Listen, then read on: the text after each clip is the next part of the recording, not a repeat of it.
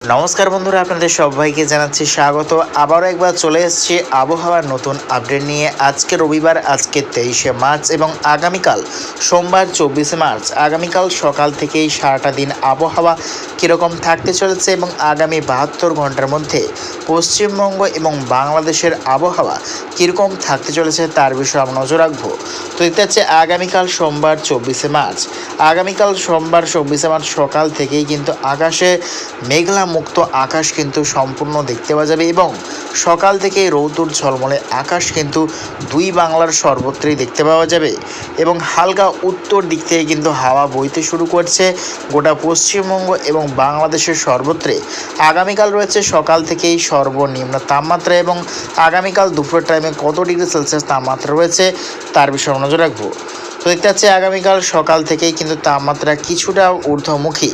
আজকের তুলনায় আগামীকাল সকাল থেকে দুই বাংলার দক্ষিণবঙ্গের তাপমাত্রা রয়েছে প্রায় 25 থেকে 26 ডিগ্রি সেলসিয়াস এবং বাংলাদেশের দক্ষিণবঙ্গের কিছু কিছু জেলায় রয়েছে 27 থেকে 28 ডিগ্রি সেলসিয়াস সর্বনিম্ন তাপমাত্রা এবং উত্তরবঙ্গ জেলাগুলিতে রয়েছে আগামীকাল সর্বনিম্ন তাপমাত্রা 22 থেকে 23 ডিগ্রি সেলসিয়াস রয়েছে সকালের দিকে এবং যতই কিন্তু টাইম এগোচ্ছে কিছুটা তাপমাত্রা বৃদ্ধি দেখতে পাওয়া যাচ্ছে।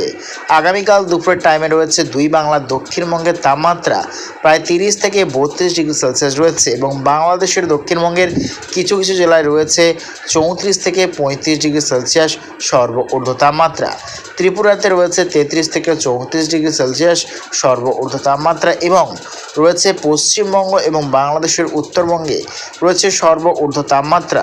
আগামীকাল দুপুর টাইমে রয়েছে 29 থেকে 30 ডিগ্রি সেলসিয়াস উত্তরবঙ্গ জেলাগুলিতে রয়েছে এবং দক্ষিণবঙ্গ জেলাগুলিতে কিন্তু সেরকমভাবে কোনো হাওয়া বইছে না, যদিও বয়ে কিন্তু হালকা উত্তর পশ্চিম দিক থেকে কিন্তু একদম হালকা হাওয়া বইছে দক্ষিণবঙ্গ জেলাগুলিতে এবং উত্তরবঙ্গ জেলাগুলিতে রয়েছে উত্তর পশ্চিম দিক থেকে হালকা হাওয়া এবং যতই কিন্তু টাইম এগোচ্ছে 25শে মার্চ এবং 26শে মার্চের পর হচ্ছে আবহাওয়াতে একটু বড় সড়ো কিন্তু পরিবর্তন দেখতে পাওয়া যাচ্ছে। 27শে মার্চ বৃহস্পতিবার থেকেই শুরু হতে চলেছে তাপপ্রবাহ। পশ্চিমবঙ্গ এবং বাংলাদেশের দক্ষিণবঙ্গের বিভিন্ন অংশ নিয়ে রয়েছে ভয়ঙ্কর তাপপ্রবাহ। যেটা যাচ্ছে আমরা নিউ দিল্লি দেখতে পাচ্ছি, ইসলামাবাদ, আলাহাবাদ এবং মহারাষ্ট্র, মধ্যপ্রদেশের ওপর থেকে হয়ে প্রচণ্ড পরিমাণে তাপপ্রবাহ কিন্তু পশ্চিমবঙ্গ এবং বাংলাদেশের দিকে ক্রমশ ধেয়ে আসছে। তারইভাবে রয়েছে পশ্চিমবঙ্গের বিভিন্ন অংশে রয়েছে প্রবল পরিমাণে তাপপ্রবাহের সতর্কতা। তার মধ্যেই রয়েছে প্রবল তাপপ্রবাহের সতর্কতা রয়েছে খড়গপুর, কোলাঘাট, রয়েছে ঝাড়গ্রাম, পুরুলিয়া, বাঁকুড়া, আসানসোল, চিত্তরঞ্জন, মুর্শিদাবাদ, মালদা এবং রয়েছে গোটা ঝাড়খণ্ড, ছত্তিশগড়ের কিছুটা অংশ এবং বাংলাদেশে রয়েছে রাজশাহী, মাইরপুর, রয়েছে খুলনার উত্তর বিভাগ, ঢাকা এবং রয়েছে লোহাগাড়া, যশোর নিয়ে রয়েছে আগামী দিনে প্রচণ্ড পরিমাণে তাপমাত্রা বৃদ্ধির সতর্কতা। তো লাস্ট আপডেট যদি চলে যাই, 6 এপ্রিল রবিবার দুপুর টাইমে কত ডিগ্রি সেলসিয়াস তাপমাত্রা রয়েছে আমরা দেখানোর চেষ্টা করতেছি। তো এটা হচ্ছে আগামী দিনে রয়েছে ভয়ঙ্কর পরিমাণে তাপমাত্রা বৃদ্ধি, প্রায় 40 থেকে 41 ডিগ্রির ওপরে কিন্তু তাপমাত্রা চলে যাচ্ছে, অর্থাৎ দাবদাহ পরিস্থিতি আসতে চলেছে দুই বাংলার বিভিন্ন অংশে এবং দুপুরের পর থেকে কিন্তু বইবে ভালো মতো দক্ষিণা হাওয়া।